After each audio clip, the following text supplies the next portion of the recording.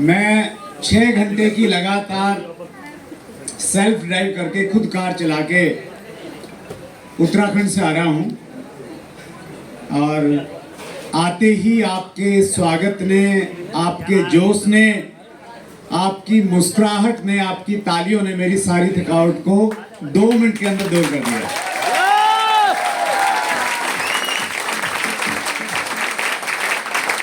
बहुत बहुत धन्यवाद।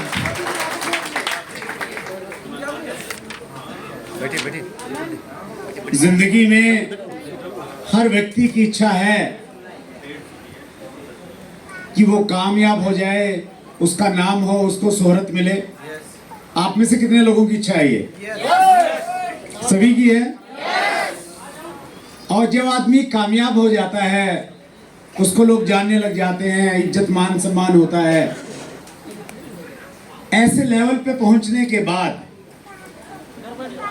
आदमी कहां जाना पसंद करता है, किससे मिलना पसंद करता है? अपने लोगों से? यस और नो? या फरीदाबाद का कोई व्यक्ति कामयाब होके लंदन में जाना चाहेगा उस समय? नो। नहीं, लंदन में शायद कोई जानेगा नहीं, उसका अमेरिका में शायद कोई जानेगा नहीं। वो कहाँ जाना चाहेगा? अपने लोगों के बीच में वो जाना चाहेगा। और वो चाहेगा कि इससे मेरी कामयाबी की वजह से मेरे शहर का भी नाम रोशन हो, मेरे राज्य का भी नाम रोशन हो, मेरे परिवार का भी नाम रोशन हो। तो ये हर व्यक्ति की इच्छा रहती है। आरसीएम में आने के बाद और specially chat with Surendra Vats channel को जिस प्रकार से एक अलग तरह की ख्याति मिली, एक अलग तरह का सम्मान मिला, उसके बाद मुझे हिंदुस्तान के लगभग हर राज्य में जाने का मौका मिला। चाहे वो तमिलनाडु में चेन्नई हो, या नॉर्थ ईस्ट में आसाम गुवाहाटी हो, या फिर कश्मीर हो, या फिर गुजरात हो। लेकिन मुझे सबसे ज़्यादा अच्छा तब लगता है जब मैं किसी ऐसे शहर में जाता हूं जिसके पीछे हरियाणा लगता है।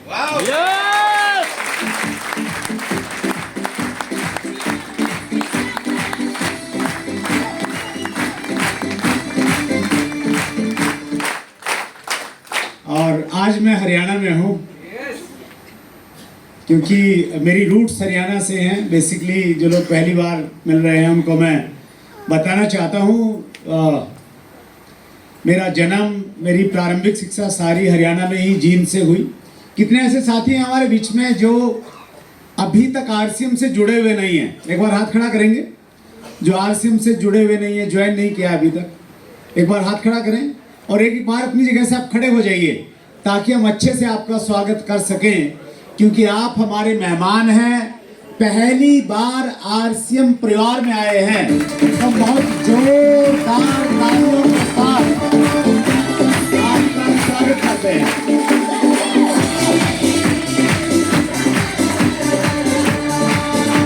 बहुत बहुत धन्यवाद। स्वागत है आप सबका। बैठिए प्लीज।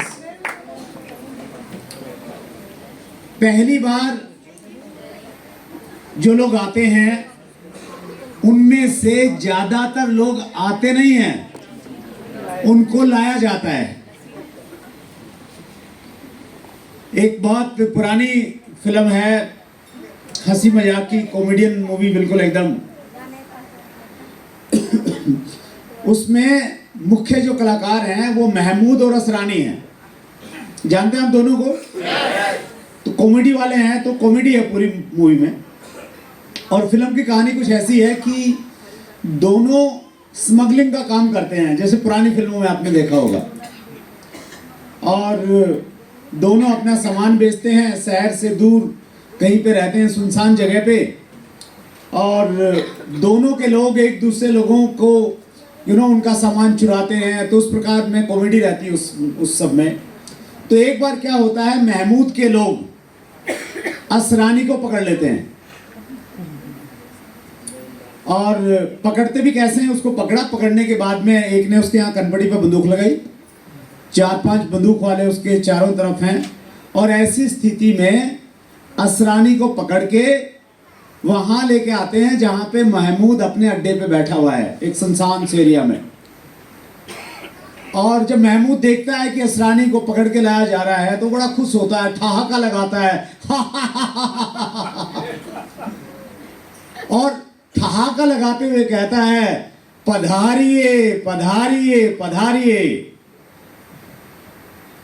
असरानी के यहाँ पे बंदूक लगी हुई है, यहाँ कनपट्टी पे है, चारों तरफ में लोग हैं। वो कहता है पधारा नहीं, वो पधरवाया गया हूं। तो आज जो पधारे उनका स्वागत, जो पधरवाए गए उनका विशेष रूप से स्वागत।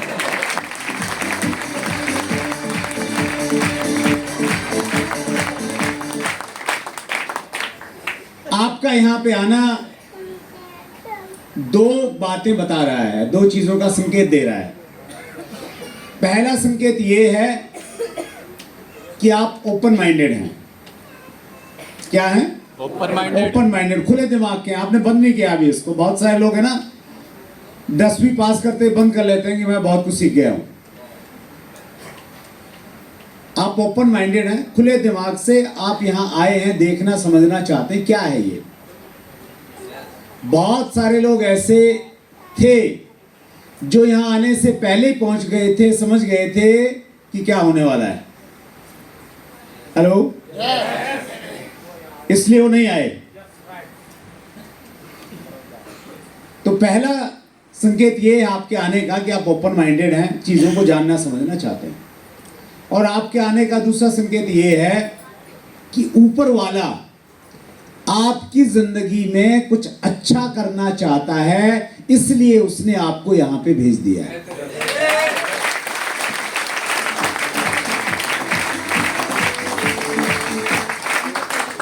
क्योंकि आज की मीटिंग थी, बहुत जोरदार प्रमोशन की थी। जयप्रकाश जी यहाँ के लोकल होस्ट हैं, बाकी जितने भी सीनियर लीडर हैं यहाँ के, सब ने खूब सारे बढ़िया बढ़िया पोस्टर बनाए थे। आपके पास भी आया होगा व्हाट्सएप पे, फेसबुक पे मैंने भी देखे कई सारे पोस्टर कि फरीदाबाद में 3 मार्च को सुबह 11 बजे एक मीटिंग होने वाली है। ये सूचना मालूम कितने लोगों के पास में रही होगी? कम से कम भी 30-40 हजार लोगों के पास में पहुंची होगी, ज्यादा भी शायद लोगों को पहुंची होगी कि 3 मार्च को सुबह 11 बजे फरीदाबाद में आरसीएम की एक मीटिंग है, उसमें कौन आ रहे हैं ये सूचना थी या नहीं थी? yes. और इन 30-40 हजार लोगों में से सैकड़ों लोग तो ऐसे थे जिन्होंने ये वायदा किया था कि मैं जरूर आऊंगा, लेकिन वो आए क्या? वो नहीं आए। वो इसलिए नहीं आए क्योंकि वो नहीं चाहता था वो आए, और आप इसलिए आए क्योंकि वो चाहता था कि आप आ जाए।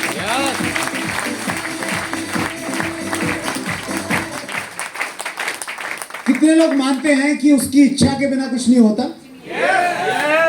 आपका विश्वास है? मतलब उसको किसी भी रूप में आप जाने, लेकिन कोई ना कोई तो शक्ति है जो हमें प्रेरित करती है, कुछ ना कुछ उसके कंट्रोल में रहता है, वही बहाना बनाती है। आज से 22 साल पहले, जैसे भी सुशील जी अपनी कहानी बता रहे थे कि वो कैसे आए, ठीक इसी प्रकार से आज से 22 साल पहले मेरे एक दोस्त ने मुझे आरसीएम दिया, और उन्होंने बस इतना सा काम किया, मेरे को आरसीएम में जोड़ के वो छोड़ के चले गए। हेलो, भगवान ने बस उनको इसीलिए चुना था कि तुमने जुड़ना है, और जुड़ने के बाद में एक केबल ऑपरेटर को जोड़ना है, और उसको जोड़ दो, फिर बाकी काम मैं अपने आप करके उसको डायमंड पहुंचा दूंगा। ये उसकी मर्जी थी। तो वो बहाने बनाता है, चीजों को इनडायरेक्टली हमारे तक पहुंचाता है। कुछ ऐसा एक शेर है कि यूं तो लाखों बहाने आते हैं उसे जगाने के, खुदा घरों पे दस्तक देने जाया नहीं करते। तो कुछ ऐसी लाइनें हैं। तो बहाने से हमें जगाते हैं, प्रेरित करते हैं। तो इसीलिए उसने आपको चुना है यहाँ पे आने के लिए। आप सबका बहुत बहुत स्वागत है।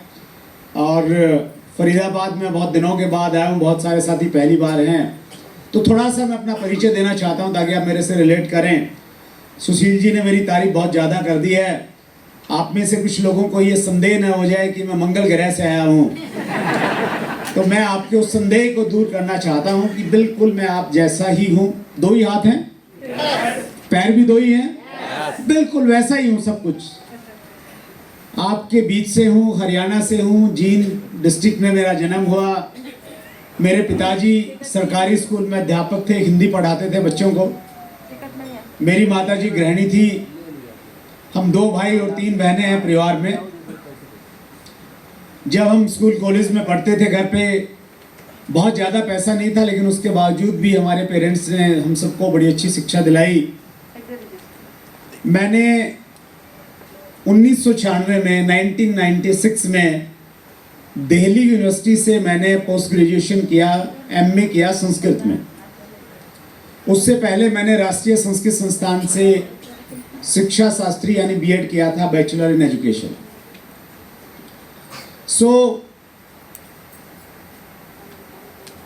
बहुत बड़े सपने थे, हालांकि कुछ बड़ा करना चाहता था, लेकिन फाइनली वो बड़े सपनों की शुरुआत हुई एक प्राइवेट अध्यापक के रूप में। एक प्राइवेट स्कूल मैंने ज्वाइन किया और मेरी पहले महीने की जो तनख्वाह थी वो मात्र 500 रुपया थी। कितनी थी? 500 रुपये से मैंने अपनी जिंदगी की शुरुआत की। 1 साल मैंने नौकरी की और 1 साल नौकरी करने के बाद एक चीज मेरे दिमाग में बहुत स्पष्ट हो गई, अगर मैंने अपने सपनों को पूरे करना है तो नौकरी से मेरे सपने पूरे नहीं हो सकते, मुझे बिजनेस करना पड़ेगा। नौकरी करने वाले कितने लोग हैं हमारे बीच में? देखना चाहता हूं मैं एक बार, जो नौकरी करते हैं, सरकारी प्राइवेट किसी भी तरह की। बहुत सारे साथी हैं। फरीदाबाद इंडस्ट्रियल हब है तो इसलिए जाहिर है बहुत सारे लोग नौकरी करते हैं। मैं आपसे एक बड़ा ईमानदार प्रश्न पूछना चाहता हूं, ईमानदारी से जवाब दीजिएगा। क्या आप नौकरी करके एक लंबी सी गाड़ी खरीद सकते हैं? फरीदाबाद में एक बड़ा सा घर बना सकते हैं? नहीं बना सकते। ये संभव नहीं है। ये संभव क्यों नहीं है? इसलिए नहीं है क्योंकि नौकरी का डिजाइन इसलिए नहीं किया गया है कि हम एक लग्जरी लाइफ जिएं, अपने सपनों वाली जिंदगी जिएं। अपितु नौकरी का निर्माण इसलिए किया है हम जिंदगी भर अपनी पत्नी के ताने सहते रहें और कंप्रोमाइज वाली जिंदगी काटते रहें।